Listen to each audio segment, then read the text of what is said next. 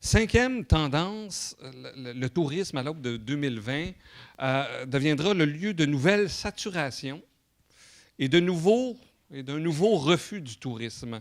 Ça, c'est la tendance triste. Chaque année, on en a une. C'est celle-là qu'on a ici. Et moi, ça me challenge et ça me remet en question. Je vois ici mon collègue Reda Komzi. Bonjour, Reda.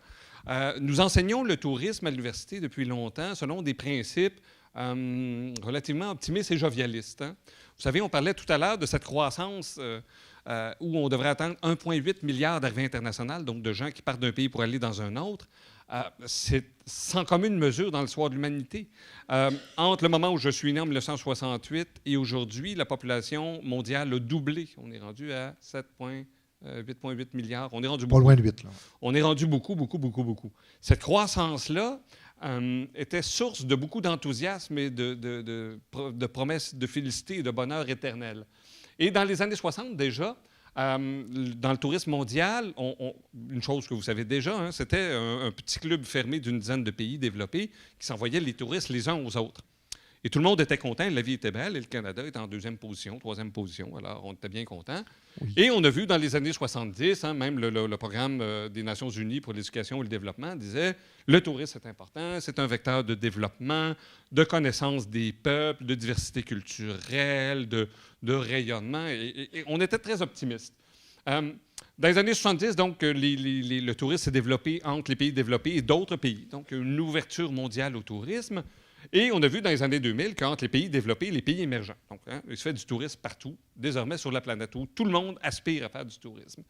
Et donc, notre logique de notre perception du tourisme était celui du bon tourisme, évidemment, qui était la source de tous les bonheurs pour tous les peuples, et on était fous de joie, jusqu'à temps qu'on se rende compte, à un certain moment donné, qu'il y avait quand même des effets économiques positifs, des bénéfices sociaux et culturels. Par la suite, on a découvert, surtout dans les années 70 et début des années 80, que le tourisme n'était peut-être pas si bon que ça. N'était pas juste porteur de bonnes choses, c'est-à-dire qu'on s'est dit qu'il y avait un mauvais tourisme, il y avait un mauvais aspect, un mauvais côté au tourisme. Donc, besoin d'une régulation, désormais, pour éviter ou contrôler ou mitiguer, dans certains cas, même mitiger. C'est surtout le volume, quand des endroits où il y a beaucoup de volume. Exactement, quand il y avait du volume. Donc, on disait qu'il y avait des externalités, des fuites, il y avait des conflits liés aux disparités, c'est-à-dire que quand les très riches arrivaient dans des pays très pauvres, les très pauvres ne voyaient pas ça d'un bon œil, étaient fâchés et lançaient des cailloux aux très riches qui avaient beaucoup de peine et qui trouvaient ça très désolant. Je rigole un peu. Et donc, on est arrivé avec une logique d'adaptation. On a commencé à développer cette logique-là, de dire qu'il y aurait des formes de tourisme alternatives.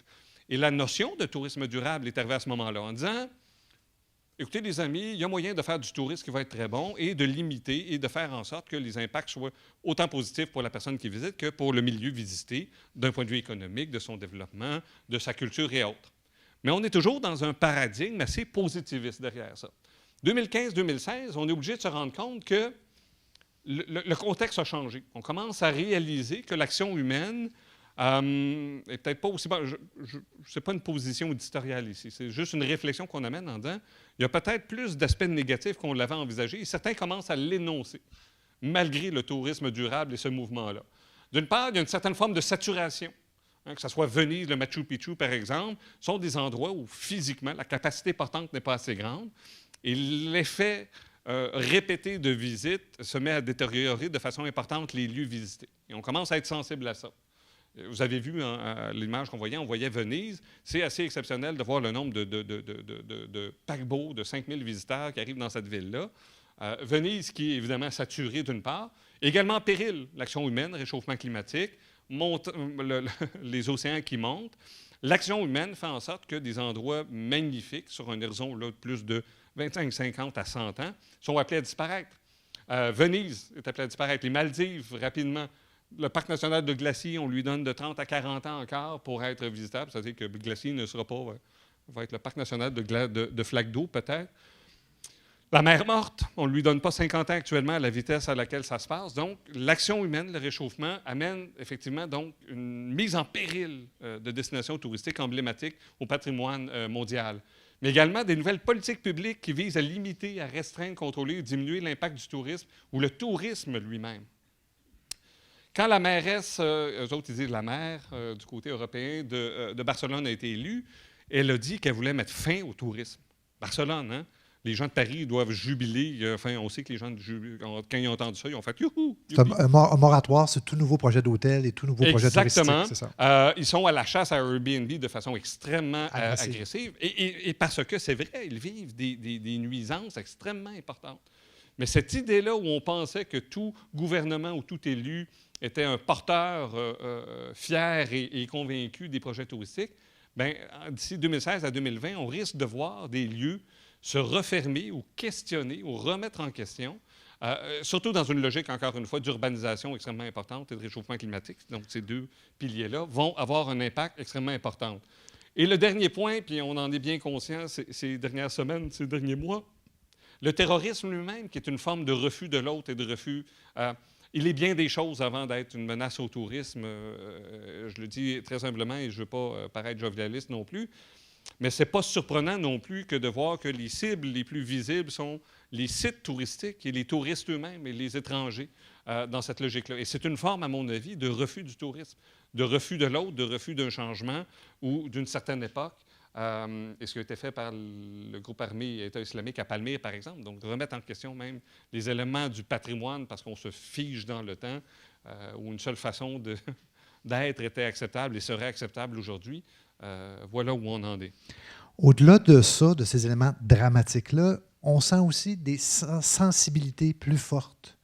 Je donne l'exemple de Berlin où toutes les grandes boîtes de nuit de nightlife ont créé tellement de problèmes et tellement de nuisances de bruit, tellement de plaintes de citoyens que tout le nightlife de berlinois, pas tout, mais une grande partie fermée, comme à New York. Donc, il y a des éléments de sensibilité. On parlait de tourisme local dans les quartiers. Donc, la question du bruit. Bon, il y a eu historiquement la question des autobus dans les quartiers historiques aussi. Là. Mais donc, il y a, oui, ces éléments-là, mais comme gestionnaire de destination urbaine et de gestionnaire de destination, il faut aussi tenir compte des citoyens, des résidents, parce que les gens veulent voir des résidents, mais pas que ça leur amène trop de désagréments. Et en milieu urbain, entre autres, la question du bruit. Donc, il y a toute une démarche à Montréal sur cette question-là, dans des quartiers, pour que ça se fasse très bien, ce rapport visiteur-visité, touriste local. Vous voulez voir des locaux? Il faut aussi faire attention que ça se passe bien. Donc, c'est la sensibilité, on la sent augmenter aussi. Tout à fait. C'est bien dit.